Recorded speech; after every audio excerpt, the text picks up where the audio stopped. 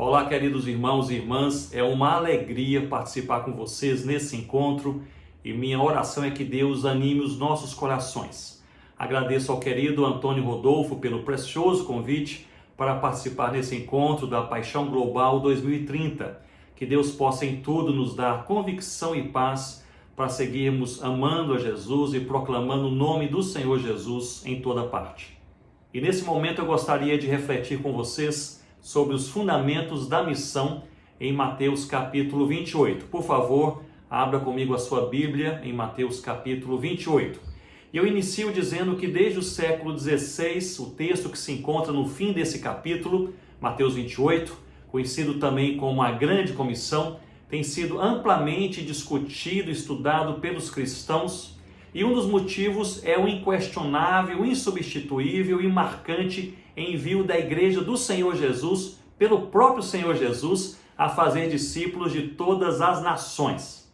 Nós nos debruçaremos novamente sobre esse precioso texto, na expectativa de ouvirmos uma vez mais as poderosas e transformadoras palavras do Senhor Jesus, nosso Senhor e motivo da nossa vida. E assim faremos, na esperança, se o Senhor se agradar, de que essas palavras não apenas falem à nossa mente, mas desçam também ao nosso coração, firmando os nossos passos no santo caminho da fé e da missão, nessa impressionante e necessária caminhada de conciliação da teologia com a piedade e da doutrina com a missão. No texto que leremos, Mateus 28, o Senhor Jesus repete o termo todo 4 vezes. Registrado em grego, usando a palavra pantá, derivada de paz e as suas variações, Jesus fala sobre toda a autoridade, todas as nações, todos os mandamentos e todos os dias. E nós usaremos essa divisão textual de ênfase como 4 pontos teológicos e práticos sobre os quais devemos refletir nesse momento.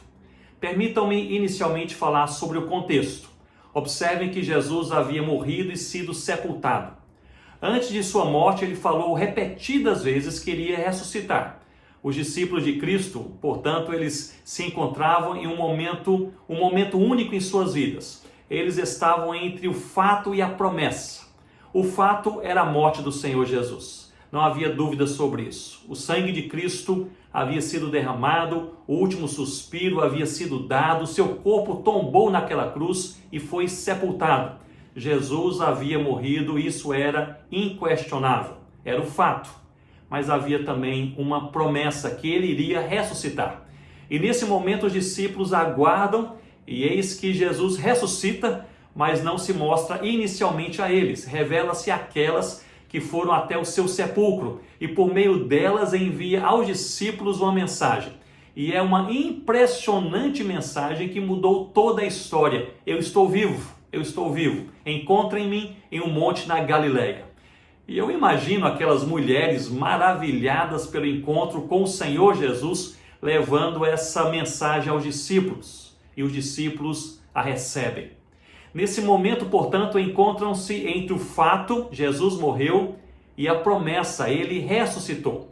Eles seguem para a Galileia, não eram, como são pintados muitas vezes, homens fortes e cheios de determinação nesse momento. Ao contrário, eram homens frágeis, temerosos pela própria vida e com dúvidas em seus corações. E são a esses que Jesus entrega a grande comissão de fazerem discípulos entre todas as nações.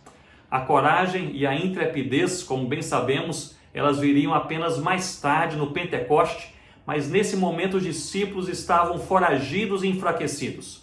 Isso nos lembra que Deus não chama apenas os prontos e os fortes, ao contrário, ele parece chamar os improváveis e os fracos e os fortalece na caminhada.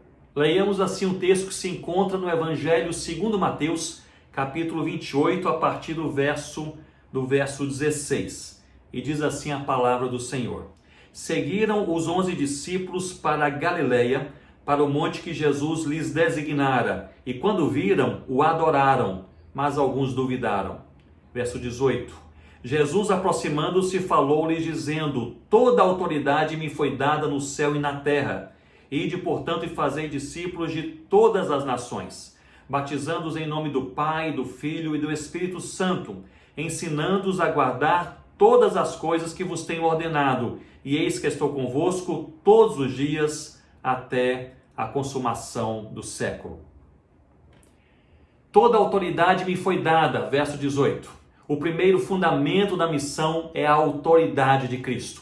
E esse é um dos fundamentos mais importantes da missão, pois estabelece e esclarece de onde vem a força da missão. Não vem da igreja, de suas habilidades, de seus recursos humanos e financeiros, não vem de pregadores ou missionários, ou de qualquer eloquência ou capacidade comunicacional, não vem de pastores e líderes, da capacidade agregadora e pastoral, mas vem do próprio Senhor da igreja, o Senhor Jesus Cristo. A autoridade foi dada a Jesus, não foi alguma autoridade ou autoridade para algumas coisas, mas toda a autoridade.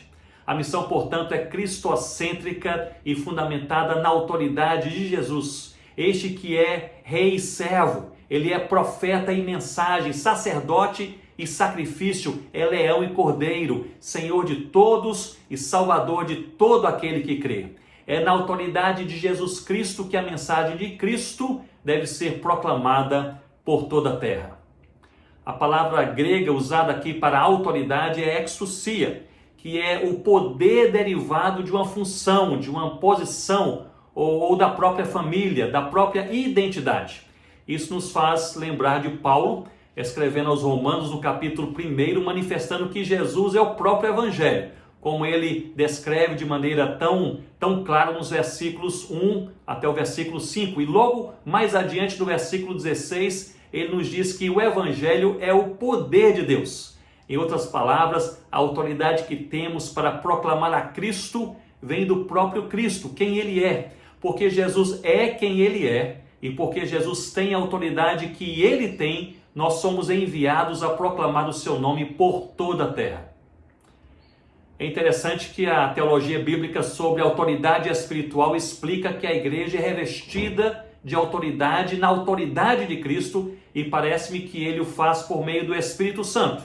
Porém, eu entendo que a igreja é revestida da autoridade de Cristo para fazer apenas uma coisa na terra, a vontade de Deus. A autoridade de Cristo é revelada em toda a palavra de Deus. Em Efésios capítulo 1, no versículo 21, nós lemos que Cristo reina sobre todos os governos celestiais, as autoridades, forças e poderes. Em Colossenses capítulo 1, versículos 13 e 14, nós lemos que Cristo nos libertou da autoridade da escuridão e nos trouxe para a liberdade, ou seja, a autoridade de Cristo é maior do que as trevas. Em João capítulo 1, versículo 12, nós lemos que Cristo dá autoridade aos que creram e o receberam para se tornarem, isso aqui é fantástico, na autoridade de Cristo, para se tornarem filhos de Deus, ou seja, Cristo tem autoridade para salvar. Em Apocalipse capítulo 2, no versículo 26, nós lemos que Cristo dá autoridade sobre as nações para os que fazem a vontade do Pai. Essa autoridade, como nós vemos em Mateus capítulo 28, não é para nos sobressairmos como igreja entre as nações, mas para evangelizarmos as nações. Portanto, em Jesus Cristo nós temos a autoridade espiritual para fazermos a vontade de Deus. Eu já havia falado que os discípulos que se encontraram com Jesus na Galileia não eram fortes e prontos naquele momento de suas vidas. No verso 16 que nós lemos, vemos ali algo curioso. Ao verem Jesus, diz o texto que o adoraram, mas o texto também diz que alguns duvidaram. Alguns duvidaram. Viram Jesus ressurreto e duvidaram. Lembrem-se comigo que esses não eram quaisquer homens, mas eram homens que andaram com Jesus por 3 anos e viram Jesus fazendo todas as coisas. Eles viram Jesus pregando a palavra de Deus, viram Jesus curando os enfermos, expulsando demônios e até mesmo ressuscitando mortos. E agora eles o veem vivo, mas duvidam. Isso nos lembra que Deus não chama apenas os fortes ou prontos. Ao contrário, parece que Deus chama os fracos e temerosos e os fortalece no caminho. Portanto, caminhe, é na caminhada com Cristo e fazendo a vontade de Cristo que você será fortalecido, em nome do Senhor Jesus. Anos atrás fui convidado a pregar em um encontro de igrejas evangélicas no sul da França e, como não falo francês, foi me indicado um jovem tradutor do inglês para o francês, um jovem brilhante que era estudante de teologia, amava a pregação bíblica, ele era o tradutor perfeito. A cada dia, sexta e sábado, eu repassava com ele o sermão, tirávamos dúvidas sobre algumas palavras e nos preparávamos para o culto da noite. E tudo correu muito bem na sexta e também no sábado. No último dia, no domingo, seria o dia principal, pois todas as igrejas estariam ali reunidas. Eu recebi logo antes do culto uma notícia de que aquele jovem não poderia estar conosco, pois havia tido um imprevisto. Eu fiquei um pouco preocupado, mas logo o organizador do encontro me disse: não se preocupe, pois encontramos uma tradutora que se voluntariou para esse trabalho e disse ter tido experiência com tradução cerca de 30 anos atrás. Aliás, ela está chegando. E veio em nossa direção uma senhora muito simpática, idosa, caminhando lentamente com uma bengala de apoio. Eu fui ao seu encontro, ela me cumprimentou, eu conversei com ela, ela respondia, mas ela falava tão baixinho que eu não conseguia entender o que ela dizia. Ela sentou-se em um banco, eu me sentei ao seu lado, virei-me para ela e disse: gostaria de saber em que texto eu vou pregar hoje à noite?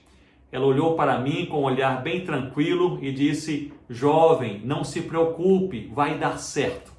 Daí eu comecei a me preocupar. Mas eu insisti um pouco mais e disse: você gostaria pelo menos de dar uma rápida olhada nas minhas anotações para a pregação dessa noite, para ficar a par do assunto?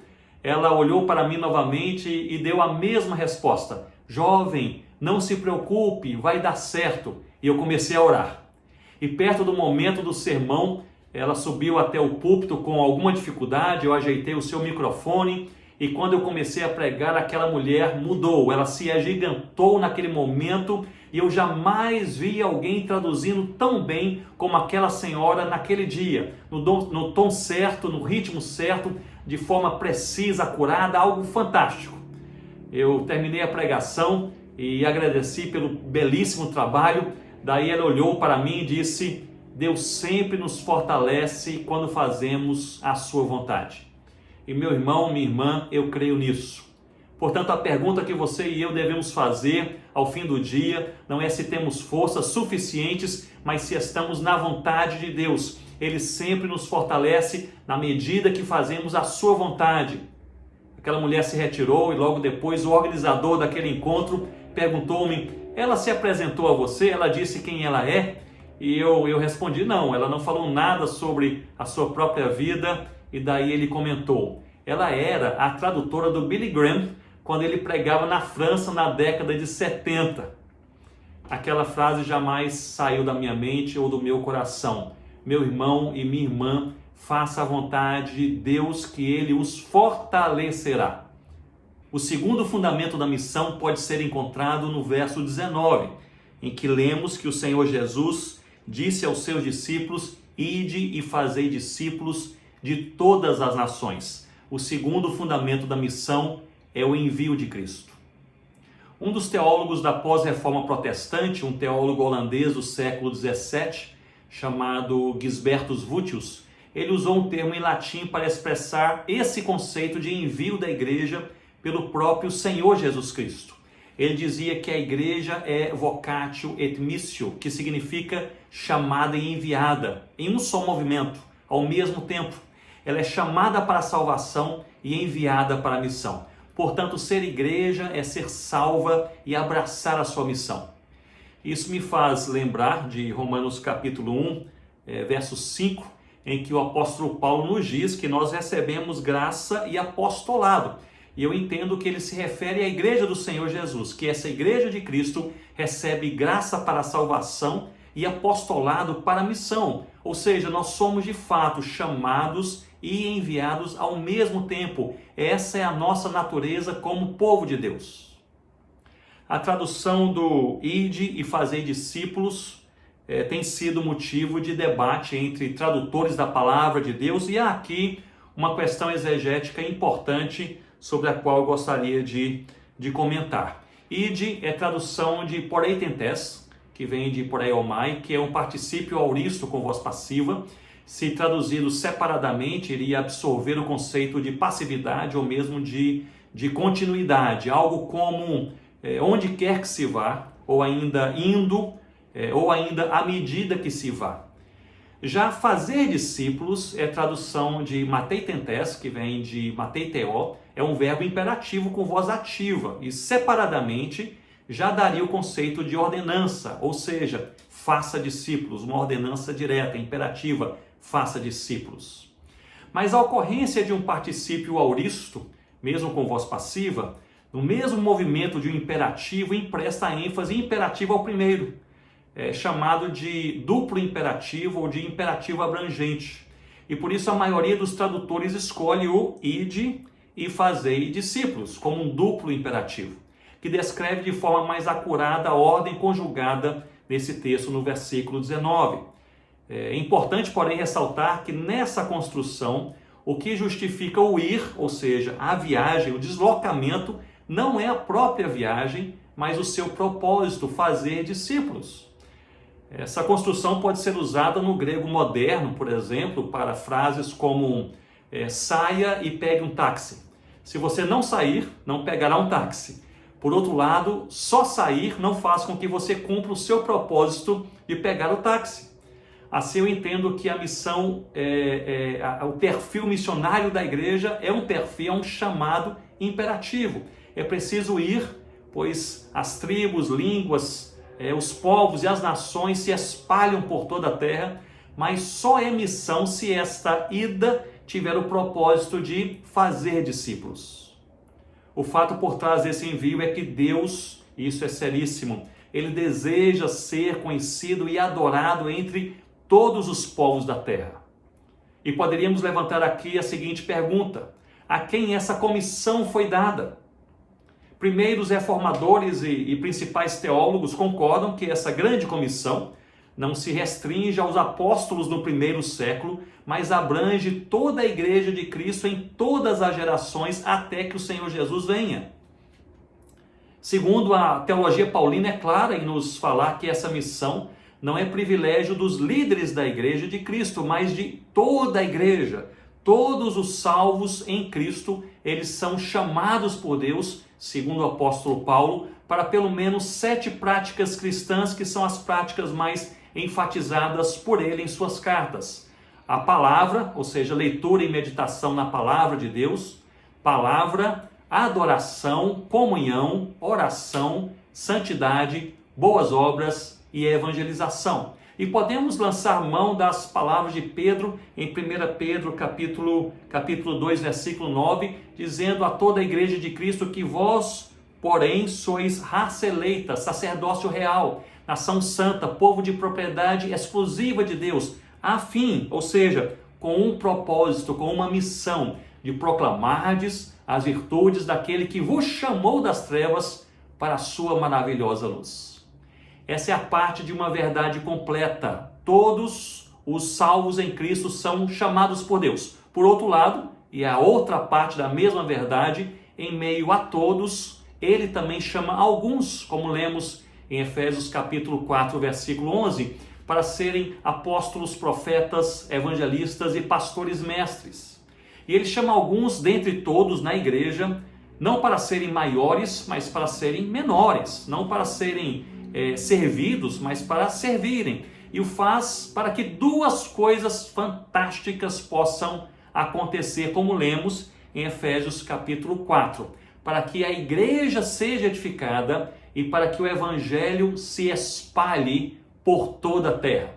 Portanto, todos os salvos são chamados para pelo menos essas 7 práticas cristãs, e alguns dentre todos também são chamados para que em ministérios específicos a igreja seja edificada na rocha, no Senhor Jesus, e enviada por toda a terra para a glória do nosso Senhor. Hoje vivemos um paradoxo. A igreja de Cristo cresce de forma acentuada em diversas partes do mundo, e graças a Deus por isso, mas por outro lado, ainda um grande número de povos, de línguas e regiões sem nenhum conhecimento do Evangelho do Senhor Jesus. As estatísticas, bem sabemos, são dinâmicas.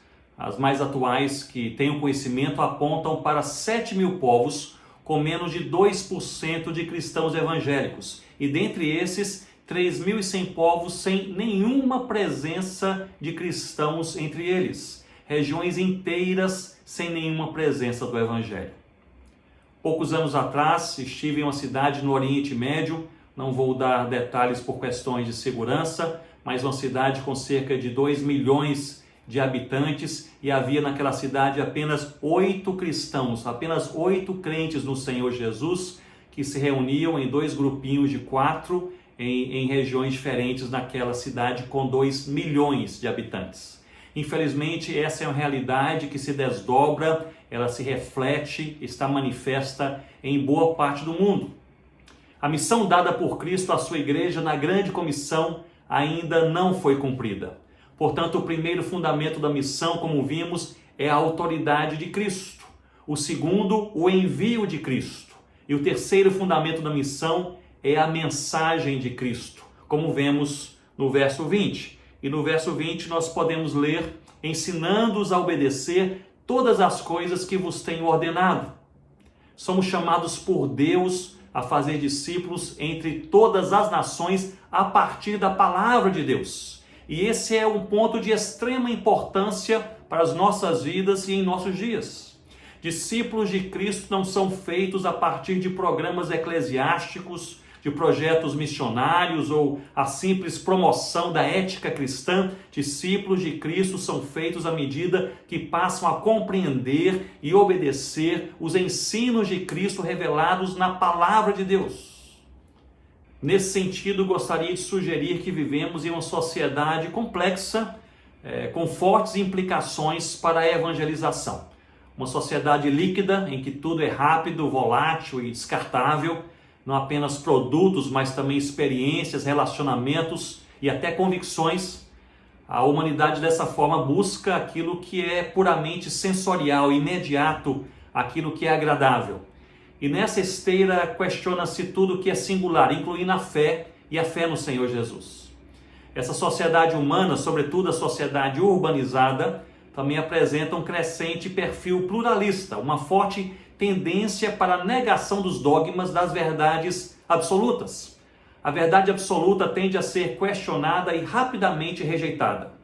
E paralelo a tal perfil líquido e pluralista, mistura-se um elemento místico, a busca pelo transcendente, a partir de uma crença que é uma crença volátil, plural e uma crença exploratória. É a valorização da espiritualidade individualizada, fundamentada na pura percepção pessoal, que descarta a revelação e rejeita qualquer proposta dogmática. Vemos que há diversas consequências e implicações para a evangelização, sendo que 3 verdades bíblicas são rapidamente rejeitadas pela presente sociedade aqui descrita. A primeira é a Bíblia como palavra e revelação, verdade absoluta, única regra de fé e prática, revelação de Deus. A segunda é o pecado como erro pessoal, moral e espiritual. E a terceira é a singularidade de Cristo, o único caminho para a redenção e reunião com o Pai.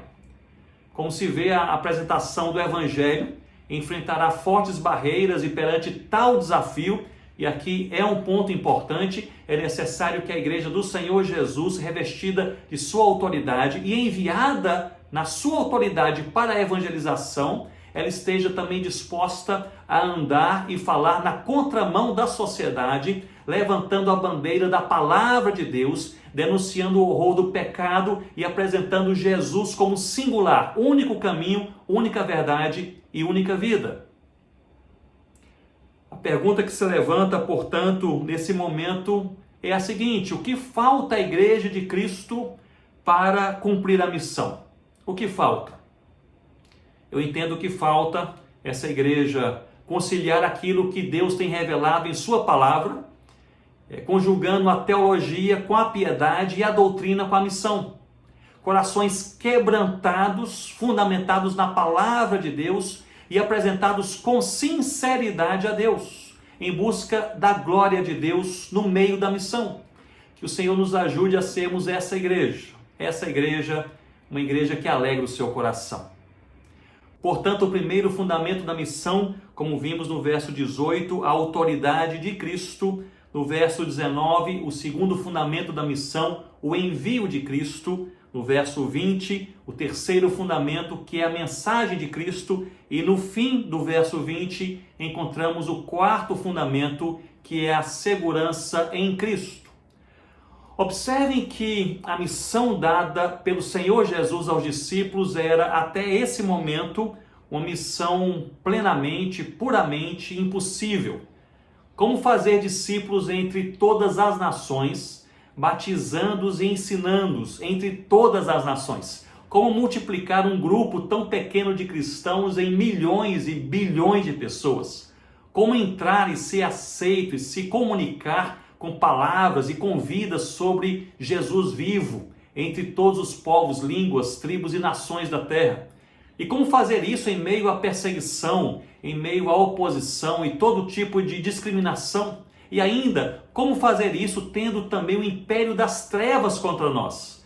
Portanto, era uma missão simplesmente uma missão impossível, não fosse essa última frase, esse último fundamento que encontramos no final do versículo 20. Essa última frase muda tudo, torna o impossível possível, torna os perseguidos em valentes, torna os desprezados em testemunhas de vida. A frase, na verdade, é uma promessa. Observem comigo que até o momento Jesus deu ordens, mas aqui ele fez uma promessa. E eis que estarei convosco todos os dias até a consumação dos séculos. Isso muda tudo. Isso muda tudo.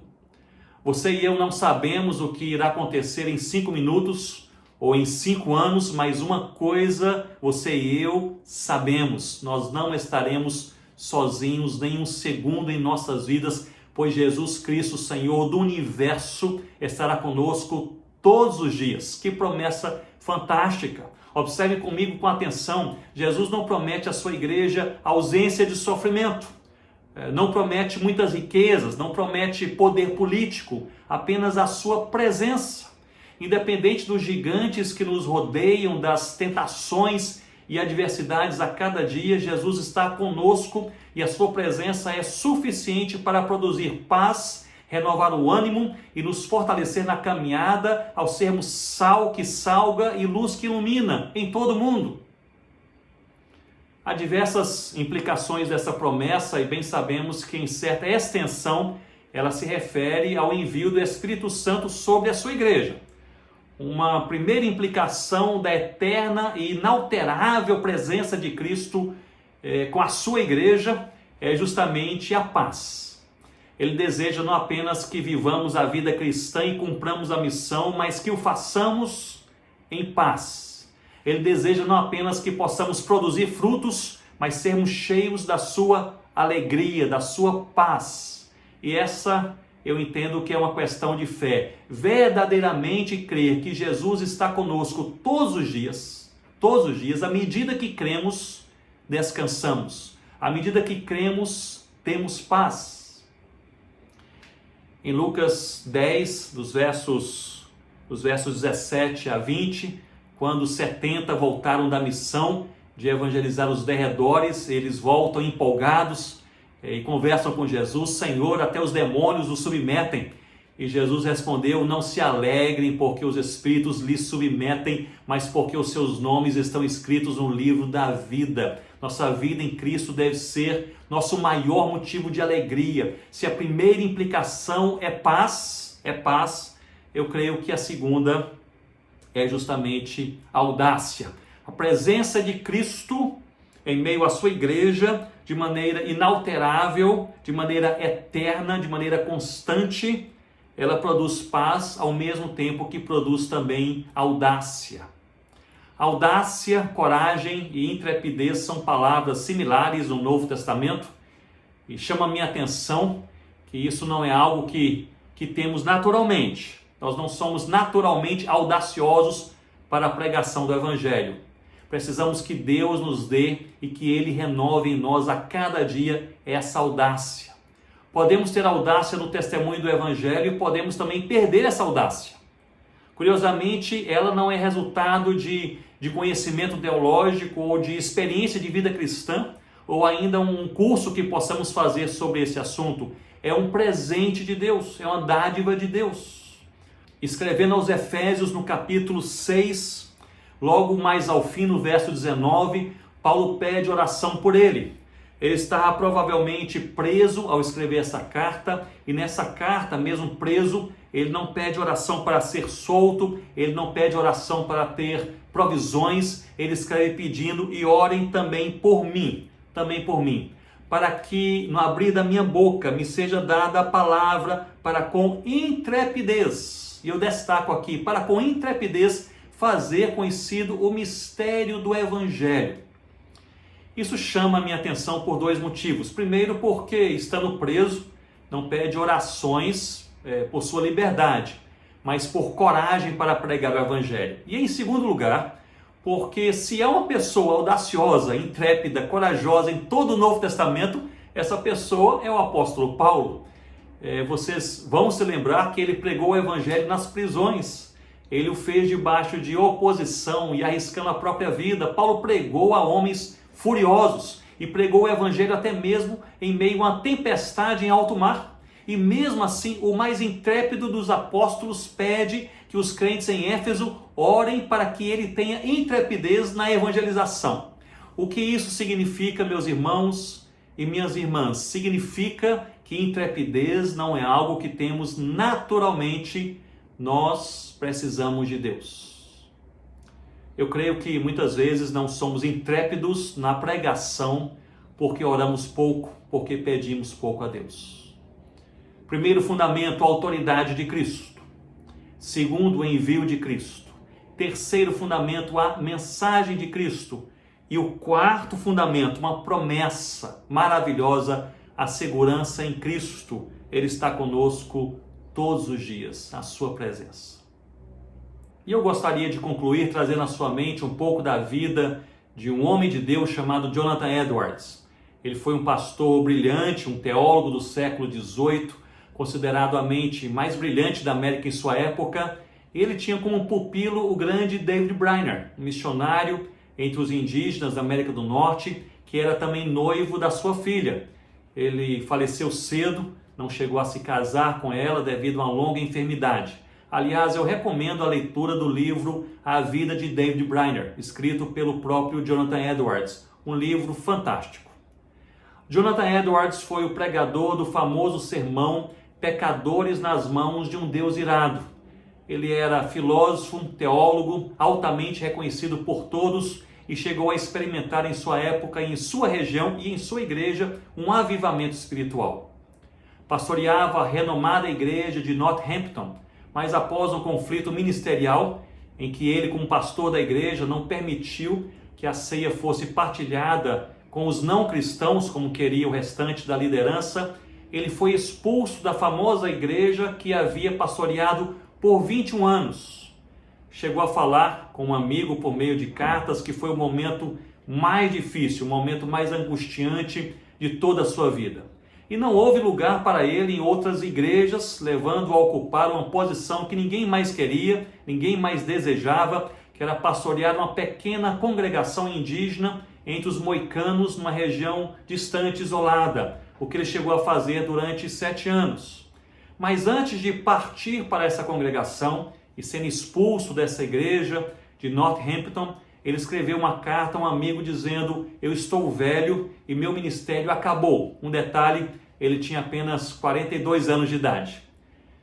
Isso foi visto pela comunidade de ministros como um exílio, uma punição, e um dos ministros da América do Norte, um dos mais conhecidos da época, chegou a falar publicamente em uma reunião: caiu o gigante da América, referindo-se a Jonathan Edwards.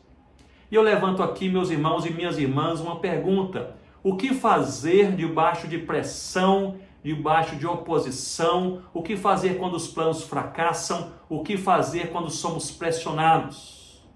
Ele reanimou-se no Senhor, ele creu em Deus, ele usou os seus dons, ele entrou pela porta que Deus preparou.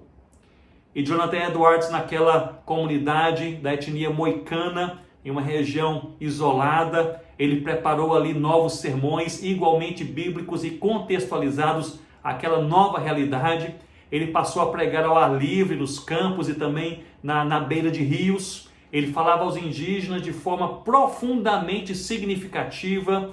Um dos seus sermões mais conhecidos foi pregado à beira de um rio, quando ele afirmou que Jesus era água viva. Foi um avivamento espiritual.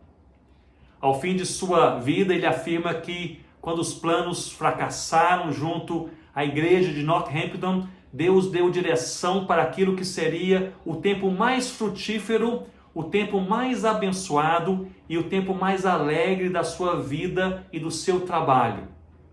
Quando teve que deixar aquela congregação indígena entre os moicanos, ele o fez em lágrimas e não era um homem de chorar facilmente, afirmando estar deixando ali seus melhores amigos e os melhores anos da sua vida.